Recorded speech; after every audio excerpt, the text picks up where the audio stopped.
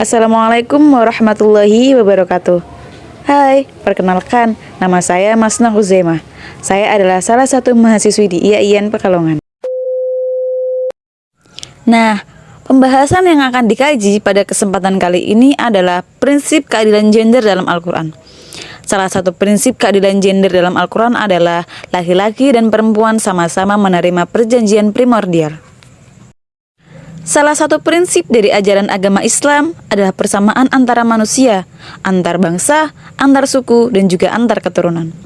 Hal ini sesuai dengan firman Allah dalam Quran Surat Al-Hujurat ayat 13, yang artinya, "Wahai manusia, sesungguhnya kami telah menciptakan kamu dari seorang laki-laki dan perempuan.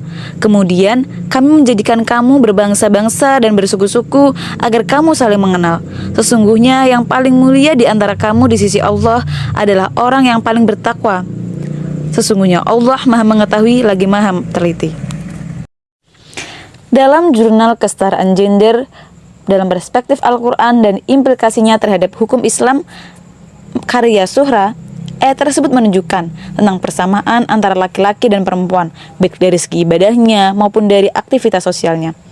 Zuhra juga menambahkan bahwa ayat ini juga menghapus pandangan yang menyatakan bahwa antar laki-laki dan perempuan memiliki perbedaan yang bisa memojokkan salah satu pihak.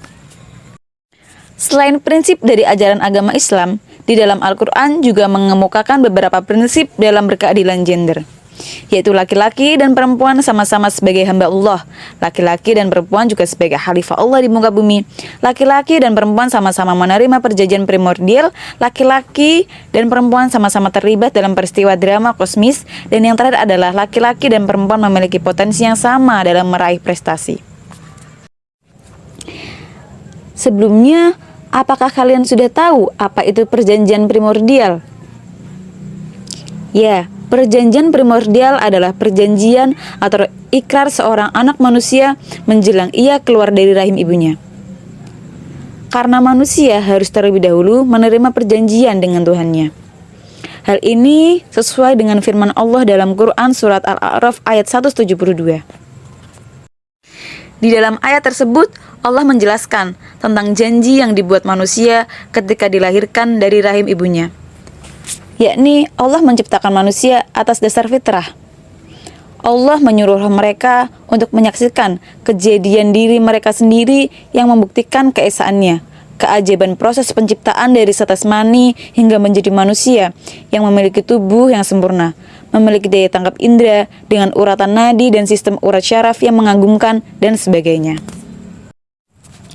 Selain hal tersebut, dalam Quran Surat Al-A'raf ayat 172 juga bermaksud menjelaskan kepada manusia bahwa hakikat kejadian manusia itu didasari atas kepercayaan kepada Allah. Sejak manusia itu dilahirkan dari rahim ibunya, ia sudah menyaksikan tanda-tanda keesaan Allah. Yang dimaksud fitrah di sini adalah tauhid. Rasulullah bersabda, "Tak seorang pun yang dilahirkan kecuali menurut fitrah. Kedua orang tuanya lah yang menjadikan dia Yahudi, Nasrani, atau Majusi.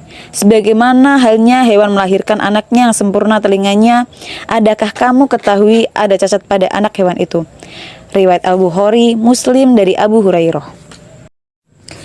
Menurut Fakhr Ar-Razi, semua anak manusia yang dilahirkan di dunia ini pasti berikrar tentang keberadaan Tuhannya. Dan ikrar itu disaksikan oleh para malaikat. Dalam Islam, tanggung jawab individual dan kemandirian berlangsung sejak dalam kandungan. Oleh sebab itu, dalam Islam tidak dikenal adanya diskriminasi jenis kelamin, karena baik laki-laki ataupun perempuan telah menyatakan ikrar ketuhanan yang sama. Menurut Munawir Mu'in dalam salah satu jurnalnya, agama adalah fitrah manusia, dan otomatis harus diposisikan sebagai hak tiap individu. Oleh sebab itu, tiap individu bebas dan memiliki wewenang penuh untuk menghayati dan menjalankan agama apa yang akan ia anut. Adanya perjanjian tersebut juga memperlihatkan bahwa laki-laki ataupun perempuan diperintahkan untuk bertakwa kepada Allah, beriman kepada Allah, dan perintah untuk melaksanakan tugas yang lainnya. Itu dulu ya video pada kesempatan kali ini. Jangan lupa subscribe dan ikuti YouTube saya untuk mendapatkan video-video yang bermanfaat lainnya. Syukron.